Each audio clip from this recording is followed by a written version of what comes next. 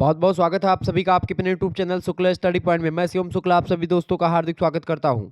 आज की वीडियो के माध्यम से हम लोग चर्चा करेंगे हिंदी साहित्य पेपर 2 से बनने वाले बहुत ही महत्वपूर्ण प्रश्नों के बारे में, जो कि बीए के 6 सेमेस्टर के छात्र छात्राओं के लिए बहुत ही ज़्यादा महत्वपूर्ण होंगे।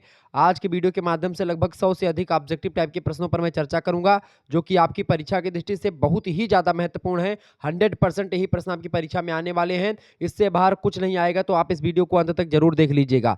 लोक साहित्य और लोक संस्कृति ये पेपर नंबर 2 का आपके नाम है, और यहां से बनने वाले समस्त ऑब्जेक्टिव टाइप के प्रश्नों के बारे में आज की वीडियो के माध्यम से हम जानने का प्रयास करेंगे। बहुत ही बारीकी के साथ अध्ययन करने का प्रयास करूंगा। इससे पहले कई मॉडल पेपर मैं दे चुका हूं, अगर आपने नहीं देखा तो देख लीजिएगा, प्लेलिस्ट में आपको वीडियो मिल जाएगी। ठीक है, आप किसी विश्वविद्यालय से पढ़ रहे हैं, जैसे राजा महेंद्र प्रताप सिंह स्टेट यूनिवर्सिटी की बात कर लें, उसमें भी यही प्रश्न आने वाले हैं। इसके अलावा दीनदयाल उपाध्याय गोरखपुर विश्वविद्यालय में, इसमें मतलब कि जो 307 और 306 वाला कोड होता है, 307 और 308 वाला कोड जो होता है आपका, उसके लिए बहुत ही महत्वपूर्ण है, तो ये बात ध्यान रखेंगे। ठीक है, कौन कौन से 307 और 308, इसके लिए लोक साहित्य और लोक संस्कृति से प्रश्न बनेंगे, तो उसके लिए महत्वपूर्ण है। इसके अलावा सिद्धार्थ यूनिवर्सिटी के लिए महत्वपूर्ण है। इसके अलावा जो है महात्मा गांधी काशी विद्यापीठ के लिए ऑब्जेक्टिव परीक्षा होगी। ठीक है, कानपुर विश्वविद्यालय छत्रपति साहू जी, उसके लिए महत्वपूर्ण है, ऑब्जेक्टिव परीक्षा होगी। यानी जिन विश्वविद्यालयों की परीक्षा ऑब्जेक्टिव होगी उनके लिए बहुत ही महत्वपूर्ण है। बाकी लिखित मॉडल पेपर भी मैं दे दिया है, तो आप लोगों ने अगर नहीं देखा तो देख लीजिएगा। अब आइए प्रश्नों को जानने का प्रयास करते हैं। पहला प्रश्न आपकी स्क्रीन पर आ चुका। खोरठा लोक साहित्य के प्रथम संस्करण के प्रकाशक मतलब प्रकाशन वर्ष हैं, फटाफट से मतलब प्रकाशन वर्ष फटाफट से आप बताएंगे। खोरठा एक लोक साहित्य पुस्तक है, खोरठा लोक साहित्य, इसके प्रथम संस्करण का प्रकाशन किस वर्ष हुआ? फटाफट से आप लोग बताने का प्रयास करेंगे। तो इसका प्रकाशन वर्ष जो हुआ है ये 2004 में हुआ है। इसका प्रकाशन कब हुआ है? 2004 में हुआ इसका प्रकाशन। शिवनाथ प्रमाणिक के द्वारा इसका प्रकाशन किया गया था। ठीक है, प्रधान संपादक थे इसके, ये बात आप ध्यान रखेंगे। खोरठा लोक साहित्य या खोरठा लोकगीत संग्रह भी है कि जो श्याम मतलब खोरठा लोकगीत संग्रह किसका है? श्याम सुंदर महतो का है। ठीक है, और खोरठा लोक साहित्य के जो एक प्रकार से जो इसका प्रकाशन हुआ इस किताब का, खोरठा लोक साहित्य नाम से, 2004 में हुआ है। इसके प्रकाशक कौन है? इसके प्रकाशक है शिवनाथ प्रमाणिक। ठीक है, आप ध्यान रखिएगा इस बात को, परीक्षा की दृष्टि से बहुत ही ज्यादा महत्वपूर्ण है। ओके, कहीं कहीं पर आपको शिवनाथ प्रमाणिक ही इसके क्लियर करेक्ट आंसर हो जाएगा। अगला प्रश्न है, कर्म कथा के रूप में जाने जाते हैं।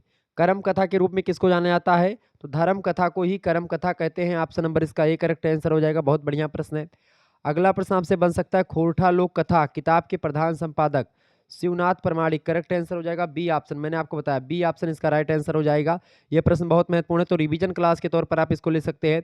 ऐसे ही प्रश्न आपकी परीक्षा में आने वाले हैं। और आपको बता दूं, अगर आपका जो पहला पेपर था पेपर नंबर वन जिसमें आपको पढ़ना था क्या? पेपर नंबर 1 में आपको क्या पढ़ना था भैया? पेपर नंबर 1 में आपने पढ़ा था इसके बारे में, आपने भाषा विज्ञान, हिंदी भाषा और देवनागरी लिपि के बारे में पढ़ा। तो उसका मॉडल पेपर मैंने दिया था, उससे 100% क्वेश्चंस आए हैं। आज सुबह 9 बजे वो क्लास हुई थी, और उस क्लास में मैंने राजा महेंद्र प्रताप सिंह स्टेट यूनिवर्सिटी का पेपर हुआ था, उसी पेपर को सॉल्व करवाया। तो 75 क्वेश्चंस उसके मैंने सॉल्व करवा दिए हैं। अगर आपको देखना है आपकी यूनिवर्सिटी से रिलेटेड है, जैसे कि वो जो अन्य विश्वविद्यालय जिनकी परीक्षा ऑब्जेक्टिव होती है उनमें वो प्रश्न आ सकते हैं, तो आप लोग जो है उस क्वेश्चन जो मैं आंसर की हमने दी है, मॉडल पेपर जो दिया है उसको आप देख लीजिएगा। ठीक है, चलिए अगला प्रश्न है, लोक साहित्य की भूमिका, इस पुस्तक के लेखक कौन है बताएं? लोक साहित्य की भूमिका पुस्तक किसने लिखी है? कृष्णदेव उपाध्याय ने लिखी इस पुस्तक को। इसका प्रकाशन कब हुआ है? इसका प्रकाशन हुआ है 1957 में। ठीक है, किस पुस्तक का? लोक साहित्य की भूमिका। ओके, किसने लिखा? कृष्णदेव उपाध्याय। इंपॉर्टेंट प्रश्न परीक्षा में पूछा जाने वाला। लोक का अर्थ क्या होता है? लोक का मतलब क्या होता है? विश्व, संसार या ड्रामा या कथा, बताएं लोक का मतलब क्या होता है? लोक का अर्थ होता है संसार। ठीक है, ऑप्शन नंबर इसका बी करेक्ट आंसर हो जाएगा। अगला क्वेश्चन है, लोक साहित्य विज्ञान किसके द्वारा रचित पुस्तक है बताएं? लोक साहित्य विज्ञान इस पुस्तक को लिखा डॉक्टर सत्येंद्र ने, करेक्ट आंसर हो जाएगा ये ऑप्शन। बहुत ही महत्वपूर्ण प्रश्न परीक्षा में 100% आएगा। अगला प्रश्न, लोक साहित्य को अंग्रेजी में क्या कहा जाता है? ये भी प्रश्न 100% आने वाला है। लोक साहित्य को अंग्रेजी में फोक लिटरेचर बोलते हैं। क्या बोलते हैं बाबू? फोक लिटरेचर बोलते हैं लोक साहित्य को। याद कर लीजिएगा, ये सब प्रश्न आपकी परीक्षा की दृष्टि से बहुत ही ज्यादा महत्वपूर्ण है। चलिए अगला क्वेश्चन आपकी स्क्रीन पर आ चुका है, लोक साहित्य को किसका दर्पण कहा जाता है बताएं? लोक साहित्य को किसका दर्पण कहते हैं? किसी समाज का दर्पण, किसी वर्ग और समूह का दर्पण या किसी सामूहिक जीवन का दर्पण। तो लोक साहित्य को समाज का भी दर्पण कहते हैं, वर्ग और समूह का भी दर्पण कहते हैं और सामूहिक जीवन का भी दर्पण कहते हैं। ऑप्शन नंबर इसका डी लगा देंगे। उपरोक्त सभी का दर्पण कहा जाता है लोक साहित्य को। अगला प्रश्न है, लिपि के विकास क्रम में पहली लिपि कौन सी है? लिपि के विकास क्रम में सबसे पहली लिपि जो थी वो चित्रात्मक लिपि थी। अक्षरों को चित्र के माध्यम से बताया जाता था। इसका करेक्ट आंसर हो जाएगा सी ऑप्शन। ठीक है, आगे देखेंगे। अगला प्रश्न है, पाली प्राकृत भाषाएं किससे विकसित हुई हैं? पाली प्राकृत भाषाएं जो हैं ये लौकिक संस्कृत से, पुरानी हिंदी से, सौरसेनी से या फिर वैदिक संस्कृत से। तो पाली प्राकृत की अगर बात की जाए तो ये वैदिक संस्कृत से निकली हुई भाषा है। देखिए वैदिक संस्कृत परंपरा जो रही है उसी से बनी है एक प्रकार से पाली। सबसे पहली पुरानी भाषा कौन सी है? संस्कृत है। संस्कृत के बाद में कौन सी है? पाली बनी। पाली के बाद में कौन सी बनी? पाली के बाद में प्राकृत बनी। ठीक है, प्राकृत भाषा बनी। प्राकृत के बाद में अपभ्रंश बनी और अपभ्रंश के बाद में फिर अवहट्ट बनी और उसके बाद में हिंदी। ठीक है, ध्यान रखिएगा। अगला प्रश्न, लोकगीत क्या है? फिल्मी गीत है लोकगीत? नहीं। आधुनिक गीत भी नहीं है। जो गीत आदिकाल से चली आ रही हैं। बिल्कुल करेक्ट आंसर हो जाएगा सी ऑप्शन, यानी कि ऐसे गीत जो कि आदिकाल से गाते चले आए हैं गांव देहात के लोग, वही लोकगीत होता है। ऑप्शन नंबर इसका सी करेक्ट आंसर होगा। आगे देखेंगे, बिहा गीत किस प्रकार का गीत है? तो बिहा गीत जो है ऋतु संबंधी एक गीत है। बिहा गीत कैसा है? ऋतु संबंधी एक गीत है। ऑप्शन नंबर इसका ए करेक्ट आंसर होगा। अच्छा बताएं, काम करने या काम करते समय समय में गाने वाली जो गीत होता है, गाने वाला गीत वो कौन सा होता है? सुमरा गीत? नहीं। बिहा गीत भी नहीं। डमकच गीत भी नहीं। रोपनी गीत, श्रम गीत होता है। रोपनी गीत काम करते हो तो रोपनी मतलब होता है जैसे धान जब बोने बहलाई जाती हैं खेतों में, तो धान बोने या धान निराने के समय में, वैसे रोपनी गीत जो होता है, रोपनी मतलब होता है रोपाई करना। रोपाई होती है धान की। ठीक है, तो जब महिलाएं धान की रोपाई करती हैं उस दौरान 4-5 महिलाएं होती हैं, तो एक एक महिला उसी में से गाएगी और 4 महिला पुरवाएँगी। ठीक है, यानी एक को जो गाएगी पहले उसको बोलते हैं कढ़ाना, कि लोकगीत किसने कढ़ाया? तो वही फलानी ने कढ़ाया है।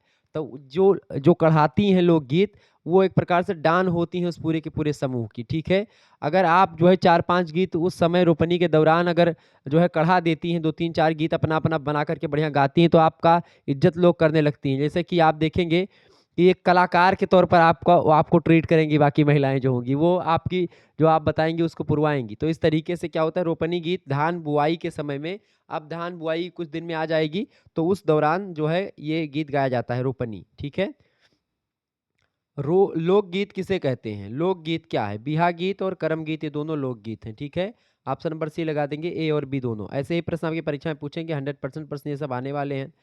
उन्हीं प्रश्नों को मैंने रखा जो कि आपकी परीक्षा की दृष्टि से बहुत महत्वपूर्ण है। लोकगीत को किसकी संपत्ति मानी जाती है? पूरे समाज की, पूरे संसार की, या इनमें से कोई नहीं, या फिर सभी?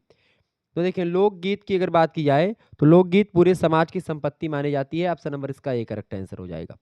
नेक्स्ट क्वेश्चन है, किसे शिष्ट साहित्य की जननी माना जाता है? शिष्ट साहित्य की जननी किसको मानते हैं? शिष्ट साहित्य की जननी लोक साहित्य को ही माना जाता है। ये प्रश्न 100% पूछा जाएगा, ये बात ध्यान रखेंगे। चलिए अगला प्रश्न, खोरठा लोकगीत किसकी रचना है? खोरठा लोकगीत मैंने बताया था किसकी रचना है? श्याम सुंदर महतो की रचना है। ये श्याम सुंदर महतो की रचना है। ठीक है, प्रकाशन इसका करवाया था किसने? प्रकाशन करवाया था दूसरे व्यक्ति ने। ठीक है, प्रकाशन किसने करवाया था? प्रकाशन करवाया था शिवनाथ प्रामाणिक ने। ठीक है, ये बात ध्यान रखेंगे। रचना किसकी है? श्याम सुंदर महतो। अगला क्वेश्चन है, जो गीत मौखिक परंपरा से आते हैं उसे क्या कहते हैं? यानी कि ऐसे गीत जो कि मौखिक परंपरा से आते हैं, ऐसे गीतों को लोकगीत कहा जाता है। ऑप्शन नंबर इसका बी करेक्ट आंसर होगा। लोकगीत जो होते हैं इनका कोई लिखित साक्ष्य नहीं होता है, इनके एक प्रकार से रचनाकार का भी नहीं पता होता कि किसने इसको लिखा है। ठीक है, बस ये है कि परंपरा में चले आए हैं ये। क्लियर? आगे देखें, चलें अगला क्वेश्चन आपकी स्क्रीन पर आ चुका, बहुत ही महत्वपूर्ण प्रश्न है, फटाफट से आप देखेंगे। तमाशा कहाँ का लोक नाटक है? बताएं, तमाशा कहाँ का लोक नाटक है भैया? तमाशा की अगर बात की तो तमाशा जो है आपके महाराष्ट्र का लोक नाटक है। सी ऑप्शन इसका राइट आंसर हो जाएगा। अगला प्रश्न, विदेशिया कहाँ का लोक नाटक है? विदेशिया, विदेशिया जो है ये बिहार और उत्तर प्रदेश में गाया जाने वाला है। विदेशिया लोक नाटक किया जाने वाला।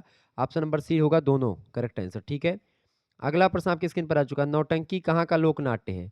नौटंकी की बात करें तो उत्तर प्रदेश का एक लोक नाट्य है। ठीक है, नौटंकी। अगला क्वेश्चन है, रामलीला कहाँ का अत्यधिक लोकप्रिय नाटक है? बताएं, रामलीला की बात की तो रामलीला उत्तर भारत में बहुत ज़्यादा फेमस है। ऑप्शन नंबर इसका ए आ करेक्ट आंसर होगा। बहुत ही इंपॉर्टेंट प्रश्न है ये सब। अच्छा बताएं, पचरा भारत की किस जाति के द्वारा गाया जाता है? पचरा देवी गीत है पचरा। तो पचरा जो है एक प्रकार से ये दुयाद जातियों के द्वारा गाया जाता है। ऑप्शन नंबर इसका बा करेक्ट आंसर हो जाएगा। कहरौआ किस जाति के लोगों का गीत है? कहरौआ, कहरौआ, कहरौआ जो होता है ये गोंड यानी कहार जाति का गीत होता है। Option number A correct answer हो जाएगा। अगला प्रश्न है, गोंड जाति के लोग मुख्यतः किस राज्य में निवास करते हैं? गोंड जाति के लोग पूर्वी उत्तर प्रदेश में आपको मिल जाएंगे। ऑप्शन नंबर इसका आ करेक्ट आंसर हो जाएगा। ये सब प्रश्न परीक्षा की दृष्टि से बहुत ही महत्वपूर्ण। बिरहा किस जाति के लोग गाते हैं? बहुत ही इंपॉर्टेंट प्रश्न है। जो अहिर जाति के लोग होते हैं वो एक प्रकार से बिरहा गाते हैं, ठीक है। ऑप्शन नंबर इसका आ करेक्ट आंसर हो जाएगा। अगला प्रश्न है, बहुरा किस हेतु किया जाने वाला व्रत है? बताएं। बहुरा किस हेतु किया जाने वाला व्रत है? तो बहुरा जो एक प्रकार से होता है भादो महीने की भाद्रपद महीने की कृष्ण पक्ष की चतुर्थी को गणेश भगवान की पूजा की जाती है, उसी को गणेश चतुर्थी भी कहते हैं। तो पुत्र प्राप्ति की कामना के लिए बहुरा एक प्रकार से किया जाता है। बहुरा एक व्रत होता है, ठीक है। ऑप्शन नंबर इसका बा करेक्ट आंसर होगा। पुत्र प्राप्ति मतलब कि पुत्र की कामना के लिए, बी ऑप्शन। अगला प्रश्न है, रासलीला का क्षेत्र कौन सा है? रासलीला का क्षेत्र जो है ब्रज वाला क्षेत्र होता है। ऑप्शन नंबर इसका करेक्ट आंसर होगा।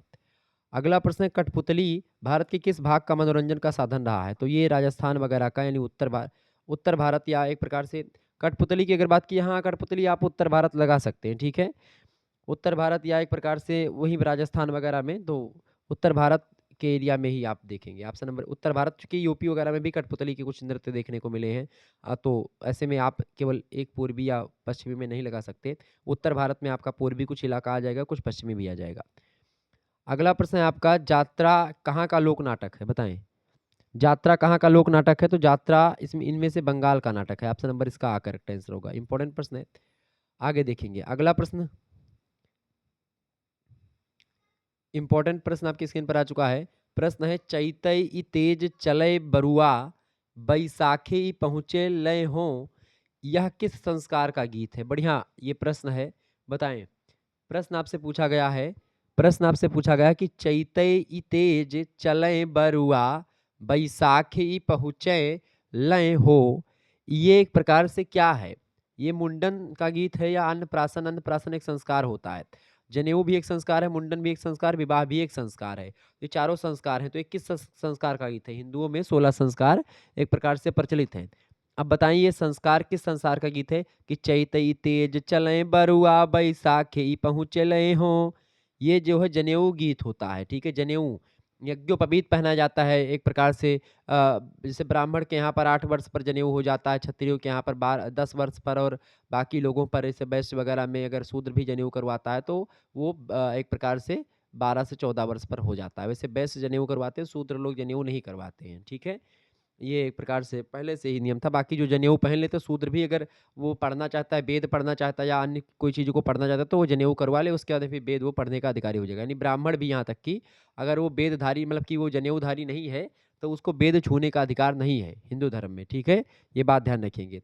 तो जनेऊ यज्ञोपवीतम, चूंकि यज्ञोपवीत जो होता है जनेऊ कहते हैं उसको, यज्ञोपवीतम परमम पवित्रम प्रजापतेत सहजम पुरस्तात् आयुष्यमग्रम प्रतिमुक्ष शुभ्रम यज्ञोपवीतम बलमस्तु तेजः। यज्ञोपवीत जो होता है आपको आंतरिक और बाह्य रूप से पवित्र करता है। अपवित्र पवित्रो व सर्व अवस्थाम गतो अपि वा या स्मरेत पुंडरीकाक्षम सा वाह्य अभ्यंतरा शुचि। तो ये जनेऊ का गीत है। आगे देखेंगे, जनेऊ होता है, अब आजकल तो विवाह के एक दिन पहले ही हम लोगों में जनेऊ करवा देते हैं, क्योंकि संस्कार का उतना ज़्यादा समय लोग नहीं बचा पा रहे हैं। चूँकि 16 संस्कार हैं, तो अन्नप्राशन जब पहली बार खाना खिलाया जाता है बच्चे को, तब अन्नप्राशन होता है, ठीक है। प्रश्न है, आजु आनंद भैले बखरी रे, कहना से अवले रामा लक्ष्मण और कहवा से आवेली सीता सुघरी रे, ये एक प्रकार से बताए कौन सा गीत है? ये किससे संबंधित लोकगीत है? आजू आनंद भैले बखरी रे, कहना से अवले रामा लक्ष्मण और कहवा से आवेली सीता सुघरी रे, आजू आनंद भैले बखरी रे, ये किस मतलब कहाँ, ये एक प्रकार से कृषि से रिलेटेड गीत है। किससे है? कृषि से, एग्रीकल्चर से रिलेटेड है, ठीक है। आगे देखेंगे, अगला प्रश्न है, छठ पर्व का प्रचलित मतलब प्रचलन सर्वाधिक कहाँ है? छठ पर्व जो एक प्रकार से महिलाएं खूब ज़्यादा फल वल लेकर के जाती हैं, छठ माता की पूजा नदी वगैरह के आसपास करती हैं। तो छठ का पर्व जो है ये आप देखेंगे मगध के इलाके में, मिथिला के और भोजपुर के इलाके में, बिहार में बहुत ज़्यादा छठ पूजा प्रचलित है। और खास करके जो पूर्वी इलाका है जो है भारत का, खास करके उत्तर प्रदेश का पूर्वी इलाका, वहाँ पर भी छठ पूजा बहुत फेमस है। ऑप्शन नंबर इसका दा करेक्ट आंसर होगा सभी। अगला प्रश्न है, पुत्रवती स्त्रियां अपने पुत्र के संकट निवारण हेतु कौन सा व्रत करती हैं? तो कौन सा व्रत करती हैं? जिउतिया पहनती हैं। जिउतिया, जीवित पुत्रिका इसका फुल फॉर्म होता, मतलब कि इसका अर्थ होता है जिउतिया का। जिउतिया एक प्रकार से बाँधती नहीं हैं औरतें, आप देखे होंगे, आप जानती होंगी, अगर लड़कियाँ होंगी तो वो जानती होंगी जिउतिया के बारे में, ठीक है? पुरुष भी, मतलब बच्चे भी जानते होंगे। जिउतिया एक प्रकार से लाल-लाल धागा होता है मेरे हिसाब से, और भुजाओं पर पहना जाता है उसको, ठीक है? जहाँ तक अगर मैं समझ पा रहा हूँ तो वही जिउतिया होता है। पुत्रवती स्त्रियाँ जो होती हैं अपने पुत्र के संकट के निवारण के लिए इसको पहनती हैं, ठीक है? अगला क्वेश्चन आपकी स्क्रीन पर आ चुका है। जो गीत जांते पर आटा पीसते समय गाए जाते हैं, उन्हें क्या कहते हैं? तो जांते पहले जांता होता था। जांता आप जो लोग ना जानते होंगे, तो जांता आप जान लीजिए कि एक प्रकार से आटा पीसते समय एक प्रकार से जांता होता था। तो जांता एक प्रकार से पत्थर का एक बड़ा-सा गोला-गोला होता था, उसमें बीच में छेद होता था। और एक और बड़ा-सा उसके ऊपर एक प्रकार से पत्थर रखा रहता था, और उसमें भी छेद होता था, और दोनों में एक प्रकार से एक लकड़ी लगी होती थी, ठीक है? और उस लकड़ी ऊपर मुठिया होती थी, वही मुठिया पकड़ करके इसे घुमाना पड़ता था, ठीक है? तो उसको जब घुमाते थे तो फिर यहाँ पर, और इसमें एक छेद होता था यहाँ पर, उसी में गेहूँ एक प्रकार से डाला जाता था। अब इसको घुमाते-घुमाते उसमें जब गेहूँ डाल देते तो इससे क्या निकलता था? फिर जो है आटा निकलने लगता था। यानी कि पहले चक्की-वक्की नहीं थी, तो ऐसे ही महिलाएँ पीसती थी। सुबह 4 बजे उठती थीं, और साथ में सभी लोग, घर की इतनी महिलाएँ होती थीं, चूँकि संयुक्त परिवार होता था, 4-5 महिलाएँ इकट्ठा होकर के और जाँते में पीसती थीं, ठीक है? तो क्या होता था, तो जो गीत जाँते पर आटा पीसते समय महिलाएँ गाती थी उसको जाँत भार कहते थे। क्या बोलते थे? जाँत भार। ठीक है, ऑप्शन नंबर इसका बा करेक्ट आंसर हो जाएगा, जाँत भार बोलते हैं उसको। अगला प्रश्न, कजरी कहाँ का प्रचलित लोकगीत है? कजरी की अगर बात की तो कजरी उत्तर प्रदेश का ये प्रचलित लोकगीत है, और कजरी जो है खास करके सावन महीने में गाया जाता है। कब? कजरी किस महीने में गाया जाता है भैया? सावन महीने में कजरी गाया जाता है। सावन महीने में कजरी किसके समय गाते हैं? जब झूले पर महिलाएँ बैठती हैं, 4 ठो लड़कियाँ और महिलाएँ बैठ कर के जो झूला झूलती हैं, और बढ़िया पटरा और उसमें हेंगा लगा होता है और भन्न-भन्न पेंगा चलता है, ठीक है? तो उस समय गाना कौन-सा गाया जाता है? उस समय कजरी गाया जाता है। झूले पर बैठ कर के महिलाएँ ऐसे गाना को गाती हैं। क्लियर? ध्यान रखिएगा, उसको कजरी बोलते हैं। अगला प्रश्न, फागुन महीने में गाया जाने वाला गीत, अभी फागुन बीता ही है, और फागुन में हम लोग कौन-सा गीत गाते हैं? फागुन में एक प्रकार से फगुआ, बहुत ज़्यादा एक प्रकार से फगुआ, चौताल, डेढ़ताल ये सब गाया जाता है। फगुआ, ठीक है? मैं एक फगुआ में शामिल हुआ था अब की बार, ठीक है? हमारे इधर होता है फगुआ खूब बढ़िया, यानी होली के दिन या होली के 1 दिन पहले, 2 दिन पहले बढ़िया-सा पूरा इलाका सब इकट्ठा हो जाएँगे, कम से कम 100, 150, 200 लोग इकट्ठा होंगे, ढोल मजीरा के साथ। तो उसमें फगुआ होता है, मैं भी ढोल-वोल बजाता हूँ उसी में जा कर के, ठीक है? मज़ा आता है थोड़ा-सा फगुआ-वगुआ गाने में। तो ये फगुआ होता है जो होली के आस-पास, यानी कि फागुन महीने में होली पड़ती है उसी समय गाया जाता है। अगला प्रश्न, किस लोकगीत में संयोग और वियोग दोनों की प्रधानता रहती है? सोहर में नहीं। सोहर तो एक प्रकार से पुत्र प्राप्ति जब हो जाती है उसके बाद में गाया जाता है। फगुआ तो आप जानते हैं, पचरा नहीं। कजरी जो होता है ये एक प्रकार संयोग और वियोग की प्रधानता होती है, चूँकि कजरी में क्या होता है कि सावन महीने में जिसका पति परदेश है वो जब झलुए पर बैठती है झूले पर, तब वो अपने पति को याद करके एक प्रकार से ऐसे, कभी कोई-कोई संयोग से गाती, चूँकि जिनके पति पास हैं तो संयोग में गाती खूब खुश होकर के। कुछ लोग हैं वियोग में गाती हैं, बारिश होती है, सावन का महीना है। सावन में एक प्रकार से क्या होता है, याद और ज़्यादा आने लगती है अपने प्रियतम की, ठीक है? तो उस दौरान एक प्रकार से यही गा करके अपने विचारों की अभिव्यक्ति की जाती है, संयोग और वियोग की प्रधानता होती है कजरी में। तो ऑप्शन नंबर इसका सा करेक्ट आंसर हो जाएगा। आगे देखेंगे, अगला क्वेश्चन आपकी स्क्रीन पर आ चुका है, फटाफट से आप देखेंगे। लोकगीतों की भाषा कैसी होती है? बताएँ। लोकगीतों की भाषा कैसी होती है? फटाफट से आप लोग बताने का प्रयास करेंगे, इम्पोर्टेंट प्रश्न है। लोकगीतों की भाषा की अगर बात की तो लोकगीतों की जो भाषा होती है, वो कैसी होती है? आम बोलचाल की, या संस्कृतनिष्ठ होती है, या फिर शास्त्रीय अनगढ़? देखिए, संस्कृतनिष्ठ नहीं होती, ना शास्त्रीय होती है, अनगढ़ भी नहीं होती है, आम बोलचाल की जो भाषा होती है, वही लोकगीतों की भाषा होती है। तो करेक्ट आंसर हो जाएगा सी ऑप्शन इसका। अगला प्रश्न आपसे बनेगा, लोकगीत शास्त्रीय संगीत में किस अर्थ में भिन्न, मतलब किस अर्थ में भिन्न है? बताएँ।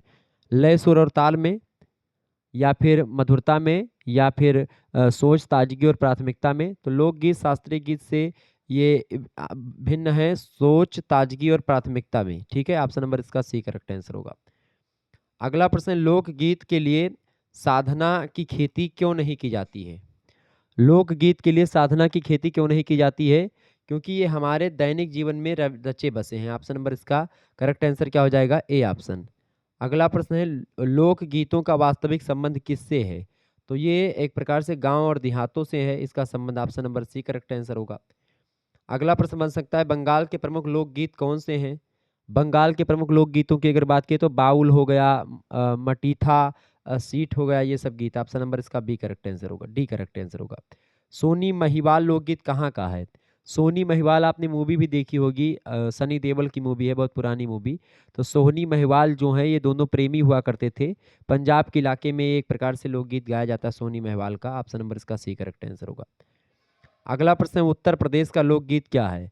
उत्तर प्रदेश का लोकगीत कौन सा इनमें से? कजरी जो है उत्तर प्रदेश का लोकगीत है। ऑप्शन नंबर इसका ए करेक्ट आंसर हो जाएगा। नेक्स्ट क्वेश्चन से, विदेशिया गीत किस प्रकार के गीत है? विदेशिया गीत जो होता है ये करुणा और विरह का गीत होता है। ऑप्शन नंबर इसका डी करेक्ट आंसर हो जाएगा। ठीक है, अगला क्वेश्चन से आप देखेंगे, उत्तर प्रदेश में लोकगीत किस भाषा में गाए जाते हैं? उत्तर प्रदेश की अगर बात की जाए तो उत्तर प्रदेश में जो लोकगीत गाते हैं पूर्वी हिंदी में। पूर्वी हिंदी मतलब क्या? जिसमें अवधी, बघेली और छत्तीसगढ़ी ये 3 बोलियां पूर्वी हिंदी की हैं। ठीक है, ये बात आप ध्यान रखेंगे। आगे देखेंगे, अगला प्रश्न, राजस्थानी भाषा में कौन से लोकगीत गाए जाते हैं? राजस्थानी भाषा में कौन से लोकगीत गाए जाते हैं बताएंगे?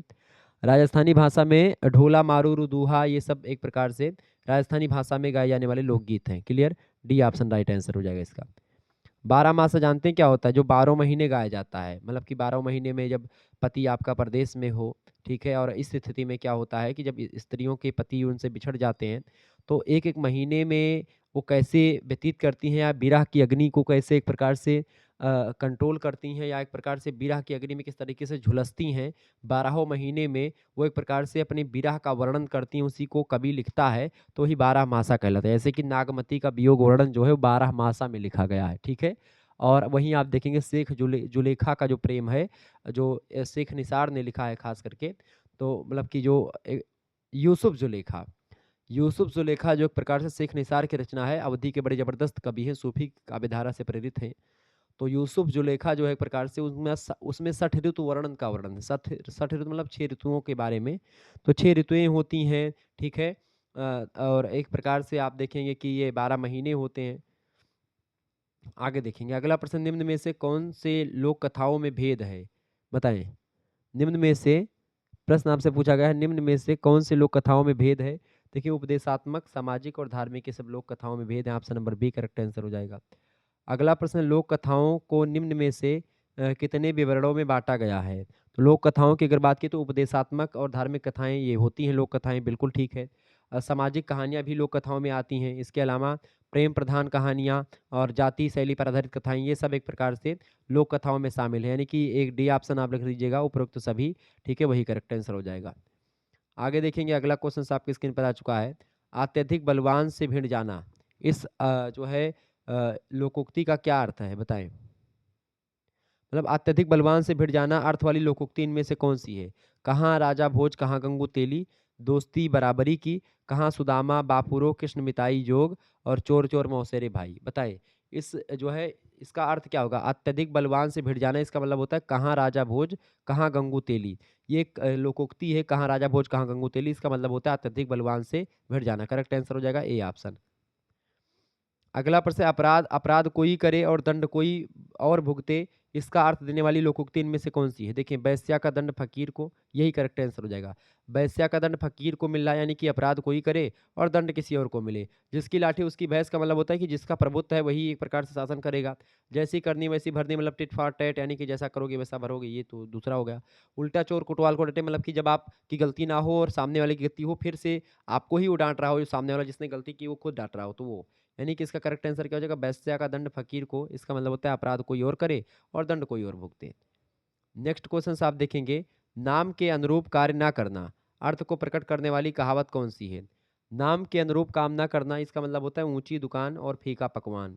ए ऑप्शन इसका राइट आंसर हो जाएगा। ठीक है, ऊंचे दुकान, फीका पकवान, यानी कि बात तो बहुत बड़ी बड़ी है और काम कुछ काम का नहीं है। ठीक है, तो इसका मतलब होता है नाम के अनुरूप कार्य ना करना, ऊंची दुकान, फीके पकवान, ए ऑप्शन। अगला प्रश्न है, हठी व्यक्ति पर कोई प्रभाव नहीं पड़ता है, इस अर्थ को प्रकट करने वाली लोकोक्ति इनमें से कौन सा है? हठी व्यक्ति को एक प्रकार से कोई क्या नहीं पड़ता है? प्रभाव नहीं पड़ता है। ये पत्थर को जोंक नहीं लगती, ये इसका करेक्ट आंसर हो जाएगा बी ऑप्शन।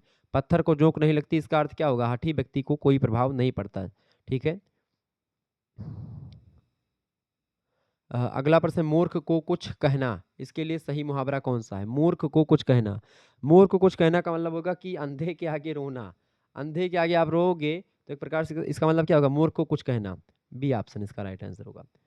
अगला प्रश्न, अगर तुम जो है अपने मुँह मियाँ मिट्ठू बनोगे तो क्या होगा, लोग तुम्हारी बात पर 5% भी यकीन नहीं करेंगे। उक्त वाक्य के लिए मुहावरे का चयन कीजिए। तो इसके लिए क्या होगा, अपने मुँह मियाँ मिट्ठू बनना, ठीक है? यानी कि अपनी बड़ाई खुद ही करना। सी ऑप्शन इसका राइट आंसर होगा। आँख पत्थरा जाना, मुहावरे का क्या अर्थ है? आँख पत्थरा जाना, इसका मतलब होता है प्रतीक्षा करते-करते थक जाना। जब आप किसी का वेट कर रहे होते हैं, उस दौरान बहुत दर्द होता है जब वो कोई व्यक्ति नहीं आता है, इंतज़ार बहुत खलता है भई, ठीक है? तो इसका मतलब होता है आँख पथरा जाना, मतलब कि प्रतीक्षा करते-करते जब थक जाए व्यक्ति तो मुहावरा क्या होता है? आँख पथरा जाना। अगला प्रश्न, थाली का बैंगन होना मुहावरे का क्या अर्थ है? थाली का बैंगन होना, मुहावरे का अर्थ। थाली का बैंगन होना का मतलब होता है जिसका अपना कोई विचार ना होना, इसका मतलब होता है थाली का बैंगन होना, ठीक है? जिसका कोई अपना विचार ना हो, कभी इस पक्ष में, कभी उस पक्ष में, ये होता है थाली का बैंगन होना। अटका बनिया देत उधार, लोकोक्ति का अर्थ क्या है? अटका बनिया मतलब कि जब बनिया फँस जाता है या कोई व्यक्ति जब मजबूर हो जाता है तो उसके दौरान चाहे जो करे, यानी मजबूरी में दबना ही पड़ता है, ठीक है? इसका बी ऑप्शन। आजकल तो लोग एक कहावत चला दिए हैं कि मजबूरी का नाम महात्मा गांधी, ठीक है? लेकिन मजबूरी का क्या नाम क्या महात्मा गांधी? लोग लेकिन कहावत चल रही है इस समय ज़्यादा। तो अटका बनिया देत उधार, वही वाली हाल है, मजबूरी में दबना ही पड़ता है। बी ऑप्शन इसका राइट आंसर हो जाएगा। अगला क्वेश्चन आपकी स्क्रीन पर आ चुका, फटाफट से आप लोग देखने का प्रयास करेंगे। बहुत ही महत्वपूर्ण प्रश्न है। भोजपुरी जोन साहित्य के प्रमुख विद्वान हैं, बताएं। भोजपुरी जोन, भोजपुरी जोन साहित्य के प्रमुख विद्वानों में किसका नाम आता है? राहुल संकृत्यान, कृष्णदेव उपाध्याय और उदय नारायण तिवारी, तीनों का नाम आता है। इसका डी ऑप्शन करेक्ट आंसर हो जाएगा, सभी। नेक्स्ट क्वेश्चन आप देखेंगे, लोक भूषण पुरस्कार किसके द्वारा दिया जाता है, मतलब किसके द्वारा दिया जाता है, बताएं। लोक भूषण पुरस्कार जो दिया जाता है ये हिंदी संस्थान उत्तर प्रदेश के द्वारा दिया जाता है। इसका ए ऑप्शन राइट आंसर हो जाएगा। अगला प्रश्न है, भोजपुरी साहित्य के इतिहास को भोजपुरी भाषा में किसने लिखा है? भोजपुरी साहित्य के इतिहास को भोजपुरी भाषा में लिखने का काम किया है अर्जुन तिवारी जी ने। ऑप्शन नंबर इसका ए करेक्ट आंसर होगा। बहुत ही महत्वपूर्ण प्रश्न है। नेक्स्ट क्वेश्चन आपसे बन सकता है, ब्रज लोक साहित्य के लेखक कौन है, बताएं। ब्रज लोक साहित्य के लेखक कौन है? सत्येंद्र, बिल्कुल करेक्ट आंसर क्या है, डॉक्टर सत्येंद्र। सी ऑप्शन इसका राइट आंसर हो जाएगा। अगला प्रश्न है, अवधि संहिता का विकास, ये एक पुस्तक है, इसके लेखक कौन है, बताएं। अवधि संहिता का इतिहास, सॉरी अवधि संहिता का विकास किसने लिखा है? डॉक्टर बाबूराम सक्सेना जी ने लिखा है। बी ऑप्शन इसका राइट आंसर हो जाएगा। अगला प्रश्न, अवधि साहित्य का इतिहास के लेखक कौन है? अवधि साहित्य का इतिहास लिखा त्रिभुवन शुक्ला जी ने। ऑप्शन नंबर इसका आ करेक्ट आंसर हो जाएगा। अगला प्रश्न, निम्न में से लोक गाथा की विशेषता है। लोक गाथा की विशेषता क्या है? अज्ञात रचयिता होता है, इसका बिल्कुल ठीक है। इसका रचयिता का पता नहीं होता है। प्रमाणिक पाठ का अभाव होता है इसमें। मौखिक परंपरा से रिलेटेड होती है लोक गाथा, बिल्कुल करेक्ट आंसर हो जाएगा ये सभी। नेक्स्ट क्वेश्चन है, आलखंड यानी आल्हा के रचयिता कौन है? आलखंड या आल्हा के रचयिता कौन है भैया? जगनी हैं आलखंड या आल्हा के रचयिता। Option number B correct answer हो जाएगा। अगला प्रश्न, उल्टा जमाना किसका नाटक है?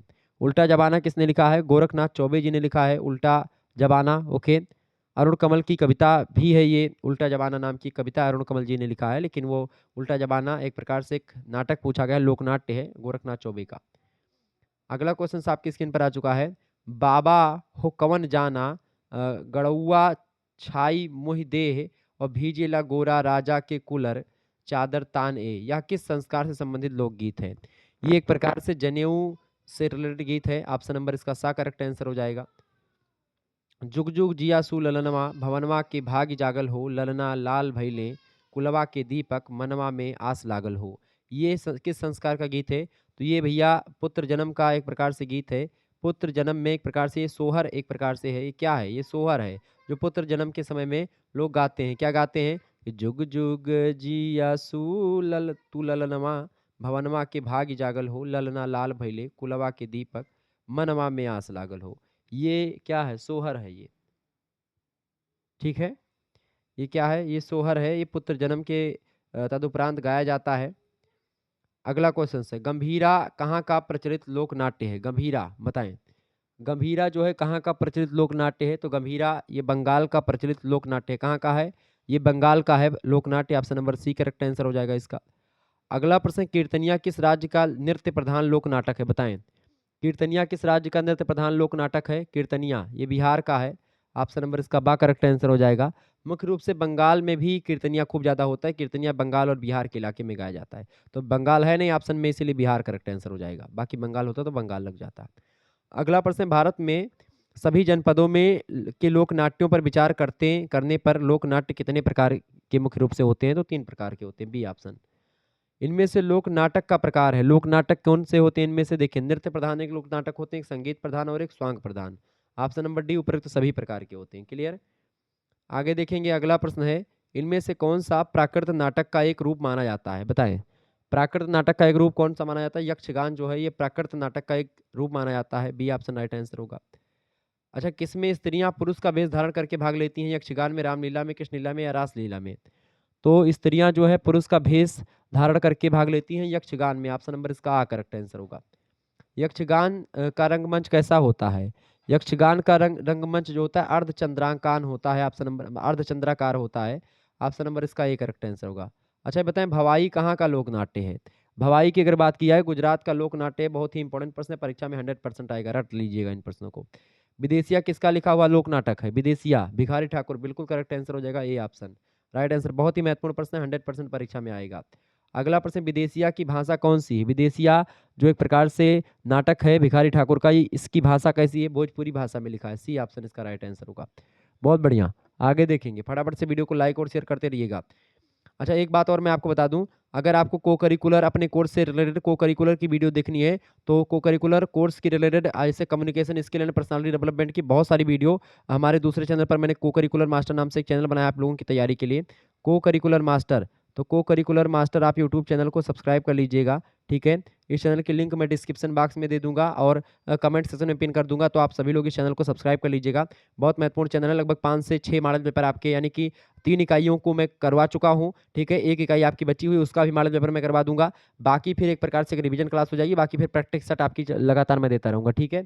चले बताएं, इनमें से किस नाटक में नवविवाहिता स्त्री की वियोग जन स्थिति का वर्णन किया जाता है? बताएं, किस नाटक में नवविवाहिता स्त्री की वियोग जन स्थिति का वर्णन होता है? तो विदेशिया में। ऑप्शन नंबर इसका बा करेक्ट आंसर होगा।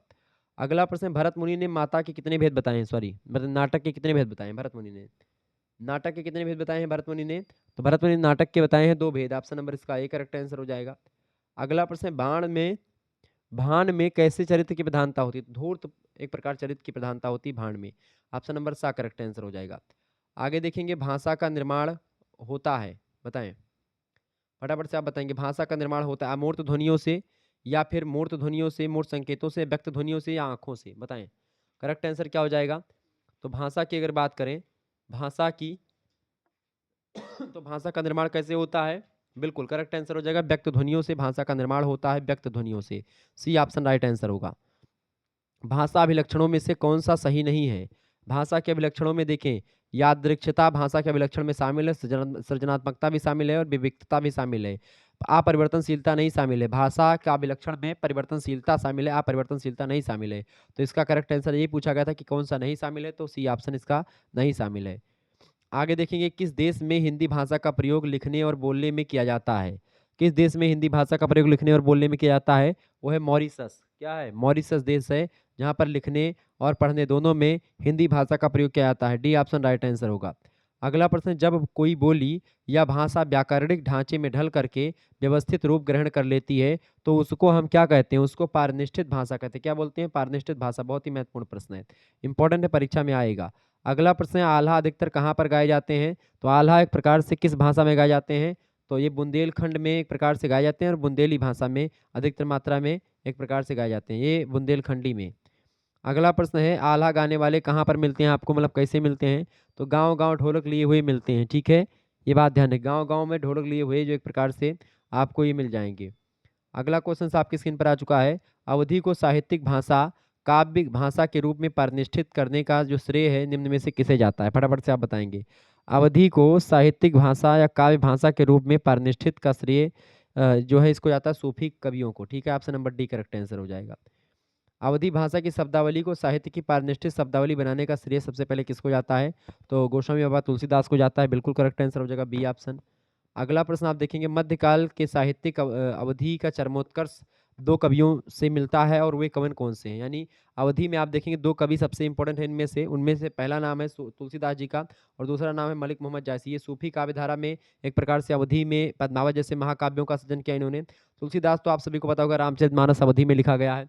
अच्छा, तुलसीदास की अवधि जो है ये परनिष्ठित अवधि है, संस्कृतनिष्ठ अवधि है, ठीक है। जबकि जो मोहम्मद मतलब कि मलिक मोहम्मद जायसी की अवधि है ठेठ अवधि है, देहाती अवधि एकदम से। क्लियर, ध्यान रखिएगा इस बात को। तो इसका करेक्ट आंसर क्या हो जाएगा? इसका करेक्ट आंसर हो जाएगा ए और बी दोनों, यानी कि ये ए ऑप्शन इसका राइट आंसर होगा। अगला प्रश्न, जायसी का सर्वाधिक प्रसिद्ध और प्रवण ग्रंथ कौन सा इनमें से? सर्वाधिक प्रसिद्ध और प्रवण ग्रंथ जो है इनमें से, वो इसमें से अवधि का एक प्रकार से सबसे प्रवण और प्रसिद्ध ग्रंथ जो है वो इनका पद्मावत है, ठीक है। ध्यान रखिए, पद्मावत इनका सबसे प्रवण और प्रसिद्ध ग्रंथ है। वैसे आखिरी कलाम और अखरावट भी इन्हीं की रचना है, लेकिन उतना फेमस नहीं जितना पद्मावत है। तो सर्वाधिक प्रसिद्ध और प्रवण ग्रंथ ये पद्मावत है, एक महाकाव्य है बड़ा सा, ठीक है। जायसी हिंदी साहित्य की किस काव्य धारा से जुड़े रहे हैं? तो ये एक प्रकार से प्रेम मार्गी शाखा से जुड़े रहे हैं, प्रेम मार्गी सूफी काव्य परंपरा से। ओके, अगला क्वेश्चन आपकी स्क्रीन पर आ चुका है, फटाफट से आप देखेंगे। इंपॉर्टेंट प्रश्न है परीक्षा की दृष्टि से, आपके बताएंगे। वीडियो को लाइक और चैनल पर अगर नए हैं तो सब्सक्राइब जरूर कर दीजिएगा, क्योंकि ऐसे ही प्रश्न आपकी परीक्षा में आते रहते हैं। ओके, और ये प्रश्न आपको बता दूं कि आपकी परीक्षा में सीधे सीधे आपको मिलेंगे, कहीं से और कुछ पढ़ने की जरूरत नहीं पड़ेगी। ये सब कुछ यही में से आ जाएगा, इससे बाहर कुछ आने माने वाला है नहीं। तो आप इसको 2-3-4 बार देख लीजिएगा वीडियो को परीक्षा देने से पहले। आपको बता दूं कि आप और हर एक सब्जेक्ट का मॉडल पेपर आपको शुक्ला स्टडी पॉइंट पर मिल जाएगा। और जब भी आपका पेपर हो जाए तो आप पेपर हमारे पास सेंड कर दीजिएगा। अबाउट में मेरा नंबर दिया हुआ है, ठीक है, व्हाट्सअप का, तो उससे आप हमारे पास अपना पेपर सेंड कर सकते हैं हर एक सब्जेक्ट का, ठीक है। चले, भोजपुरी भाषा की विश्व प्रसिद्ध रचना विदेशिया। भोजपुरी भाषा की विश्व प्रसिद्ध रचना कौन सी है? विदेशिया है। विदेशिया के लेखक कौन है? भोजपुरी भाषा की विश्व प्रसिद्ध रचना विदेशिया, इसके लेखक कौन है? भिखारी ठाकुर है। बिल्कुल करेक्ट आंसर हो जाएगा ए ऑप्शन। नेक्स्ट क्वेश्चन आपकी स्क्रीन पर आ चुका है, वाराणसी गोरखपुर आरा के मध्य में कौन सी भाषा बोली जाती है? वाराणसी गोरखपुर आरा के बीच में कौन सी बोली बोली जाती है भाई? तो भोजपुरी बोली जाती है। ऑप्शन नंबर इसका बी करेक्ट आंसर हो जाएगा। बहुत बढ़िया, आगे देखिएगा, अगला प्रश्न है, भोजपुरी शब्द का निर्माण बिहार के किस जिला के आधार पर हुआ है? भोजपुरी शब्द का निर्माण बिहार के किस जिला पर हुआ है? तो भोजपुरी का निर्माण जो है बताएं, भोजपुर, भोजीपुर या भावनापुर या इनमें से कोई नहीं। तो भोजपुरी शब्द का निर्माण भोजपुर से हुआ है। कैसा, किससे हुआ? भोजपुर से। और आजकल आप देखें भोजपुरी के नाम से इंडस्ट्री भी चल रही है, ठीक है, भोजपुरी इंडस्ट्री। बहुत सारे गाने बड़े फेमस होते हैं भोजपुरी गाने, आप देखते हैं आजकल तो क्रिकेट स्टेडियम से लेकर के और यूनिवर्सिटी के कैंपस में खूब बजते हैं दबा करके भोजपुरी गाने, ठीक है। और बिना भोजपुरी गाने के किसी की शादी भी नहीं होती आजकल तो उत्तर प्रदेश में। आगे देखेंगे, अगला प्रश्न है, अधिकाधिक और व्यवहारिक या आधिकारिक और व्यवहारिक रूप से भोजपुरी हिंदी की क्या है? एक उपभाषा है या बोली है? तो भोजपुरी उपभाषा नहीं है, ये बोली है, ठीक है। ध्यान रखिएगा, भोजपुरी वो क्या है? बोली है। इसकी उपभाषा क्या है? भोजपुरी जो है एक प्रकार से बिहारी हिंदी। देखें, बिहारी हिंदी एक उपभाषा है हिंदी की, 5 उपभाषाएं हिंदी की, जिनमें से बिहारी एक है। बिहारी की 3 बोलियां हैं, कौन कौन सी? पहली है आपकी, यही आप भोजपुरी मतलब मगही, पहली आप मान सकते हैं मगही, और दूसरी आप मान सकते हैं मैथिली, ठीक है, मैथिली, और तीसरी आपकी है ये भोजपुरी, ठीक है। तो इस तरीके से ये चीज़ें आपको मैंने बताई। क्लियर, तो ये एक बोली है, ठीक है, आधिकारिक और व्यवहारिक रूप से कौन? Bhojpuri. Option number B right answer होगा इसका। अगला प्रश्न, वैज्ञानिकों ने हिंदी भाषा में कौन सी उपभाषाएं, मतलब वैज्ञानिकों ने हिंदी भाषा में कितनी उपभाषाएं बोली जाती हैं बताएं? वैज्ञानिकों ने हिंदी भाषा की कितनी उपभाषाएं बताई हैं? तो 5 उपभाषाएं बताई, कौन कौन सी? पहली है आपकी भैया कौन सी? पूर्वी हिंदी। पूर्वी हिंदी आपको पता होगा, जिसमें अवधी, बघेली और छत्तीसगढ़ी रहती है, ठीक है, 3 बोलियां हैं इसकी। इसके अलावा जो दूसरा है आपकी वो है पश्चिमी हिंदी, इसमें 5 बोलियां आपकी आती हैं। कौरवी हो गई, यानी जिसको खड़ी बोली बोलते हैं, ब्रजभाषा हो गई, ठीक है, और जो है कन्नौजी हो गई, ठीक है। इसके अलावा आपकी बुंदेली हो गई, और एक भाषा और आपकी इसमें शामिल है, उसका नाम है आपकी हरियाणवी, ठीक है। ठीक है, ये कन्नौजी, हरियाणवी, कौरवी और बांगरू, ब्रज, ये सब आपकी इसमें आती हैं। क्लियर, और तीसरी आपकी होती है कौन सी? बिहारी हिंदी। बिहारी हिंदी की बात की तो इसमें आपकी मगही, मैथिली और भोजपुरी शामिल है। चौथी है एक प्रकार से राजस्थानी हिंदी, जिसमें आपकी जो है मारवाड़ी, मेवाती और जयपुरी शामिल है। इसके अलावा और भी एक इसमें और है, ठीक है। और इसके अलावा जो है गढ़वाली, इसमें आप देखेंगे ये जो आपकी 5वीं है, उसमें आप देखेंगे इसको पहाड़ी हिंदी बोलते हैं। पहाड़ी हिंदी में आपकी एक प्रकार से जैसे गढ़वाली हो गई, कुमायूनी हो गई, ये राजस्थान मतलब कि ये पहाड़ी हिंदी की बोलियां हैं। क्लियर, ये 5 उपभाषाएं हैं, इन्हीं 5 उपभाषाओं से लगभग 18 बोलियां जो है वो संबंधित हैं, जिनसे हिंदी का निर्माण हुआ। जिनमें से जो खड़ी बोली है पश्चिमी हिंदी, वो एक प्रकार से वर्तमान में हिंदी का मानक रूप है। क्लियर, अगला प्रश्न, हिंदी में कौन सी बोली आती है? बिहारी हिंदी में कौन सी बोली थी? बिहारी में भोजपुरी, मगही और मैथिली, तीनों आती हैं। Option number D correct answer हो जाएगा। उपरोक्त तो सभी बोलियां आती हैं। अगला क्वेश्चन है, अधोलिखित में से एक भोजपुरी क्षेत्र नहीं है। देखिए उत्तर बलिया और बिहारी ये हैं। इलाहाबाद भोजपुरी का क्षेत्र नहीं है। इलाहाबाद में अवधी एक देखेंगे, अवधी से रिलेटेड भाषा बोली जाती है। ठीक है, अवधी बघेली के आसपास। अगला देखेंगे, भोजपुरी प्रधान भाषा निम्न में से किस क्षेत्र में बोली जाती है? भोजपुरी, भोजपुरी प्रधान पूर्वी उत्तर प्रदेश में भी बोली जाती है, उत्तरी झारखंड में और पश्चिमी बिहार में। बिल्कुल, भोजपुरी प्रधान भाषा का जो एरिया है ये तीनों जगह यानी इन सभी जगह बोली जाती है। इसका डी ऑप्शन इसका करेक्ट आंसर हो जाएगा। आगे देखिएगा, अगला क्वेश्चन आपकी स्क्रीन पर आ चुका है। विश्व में कुल कितनी भाषाएं मतलब मान्यता प्राप्त हैं जो कि बोली जाती हैं? तो इसमें 2796 भाषाओं के आसपास मान्यता प्राप्त भाषाएं जो बोली जाती हैं। लगभग इसके अलावा विश्व में जो कुल भाषाओं की संख्या की अगर पूछे बात, लगभग 7000 के आसपास भाषाएं एक प्रकार से विश्व में बोली जाती हैं। ठीक है, अगर बात की जाए तो बाकी मान्यता प्राप्त तो 2796 भाषा। अगला क्वेश्चन आप देखेंगे, भाषा से अपमान मिलता है किस भाषा से? समृद्ध भाषा से, लोक भाषा से, ग्रामीण भाषा से, फूहड़ भाषा से?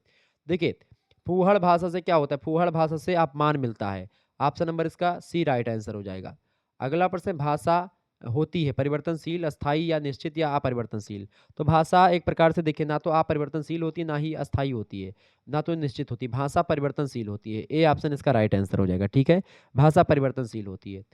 अगला क्वेश्चन है, ग्रियर्सन के अनुसार भारत में कुल कितनी बोलियां हैं? ग्रियर्सन के अनुसार भारत में बोलियों की संख्या जो थी 544 बताई थी उन्होंने। और उन्होंने बताया कि भाई भारत में अगर भाषाओं की संख्या आपसे पूछता, भारत में उपभाषाओं की संख्या, ठीक है, भारत में भाषाओं की संख्या तो 179 यानी कि 179 भाषा, ठीक है, और 544 बोलियां भारत में कुल मिलाकर के हैं। ये ग्रियर्सन ने क्या किया था? पहला भाषाई सर्वेक्षण किया था 1894 से लेकर के 1927 के बीच में एक प्रकार से ये हुआ था। ठीक है, 1894 से 1927 के बीच में पहला भाषाई सर्वेक्षण हुआ था, जिसके अनुसार 179 भाषाओं के बारे में पता चला भारत में और 544 बोलियों के बारे में। क्लियर? तो ये सब प्रश्न आपकी परीक्षा की दृष्टि से बहुत महत्वपूर्ण थे जो मैंने आपको बताए। तो यही सब प्रश्न आपकी परीक्षा में पूछा जाएगा, ये बात आप ध्यान रखेंगे। और अब जो है आपसे कोई भी प्रश्न आपसे मतलब एक प्रकार से छूटेगा नहीं। और निश्चित तौर पर आपको एक प्रकार से बहुत सारे प्रश्नों को आज मैंने बता दिया। और भी मॉडल पेपर आपको मैंने दिए हैं। ठीक है, अगर आप देख पा रहे हैं तो आप उसको मॉडल मतलब प्लेलिस्ट में वीडियो है, आप सभी लोग देख लीजिएगा। आप इस वीडियो को 2 से 3 बार देखेंगे, आप उन वीडियो को भी देख लीजिएगा जो मॉडल पेपर मैंने दिए हैं। बाकी और कुछ आपको पढ़ने की ज़रूरत है नहीं। बहुत ही धुआं-धुआं करके आप अब की बार आपकी परीक्षा में ये सब प्रश्न आने वाले हैं। तहलका मचा देंगे अब की बार। पेपर 1 तो आप लोगों ने क्लियर ही कर दिया है। पेपर 2 आप लोग जाइए और इस वीडियो में जितने प्रश्न मैंने बताए इनको तैयार करके जाइएगा। एक भी प्रश्न आपका छूटने वाला है नहीं। 100 से अधिक ऑब्जेक्टिव प्रश्नों को मैंने इसमें बता दिया जो कि 2024 और 25 की परीक्षाओं के लिए बहुत ही महत्वपूर्ण है। तो बीए 6 सेमेस्टर 24-25 की परीक्षाओं के लिए बहुत ही महत्वपूर्ण। ठीक है, 26 में भी ये प्रश्न आएंगे, ये बात ध्यान रखिएगा। तो पेपर 2 जिसमें आपको लोक साहित्य और संस्कृति के बारे में पढ़ना था, उसके 100 क्वेश्चन आज मैंने करवा दिए। इससे बाहर कुछ नहीं आएगा, ये बात आप ध्यान रखेंगे। चलिए फिर मिलते हैं हम नेक्स्ट वीडियो में। तब तक के लिए जय हिंद, जय भारत। आप सभी का बहुत बहुत धन्यवाद। Good night, I love you.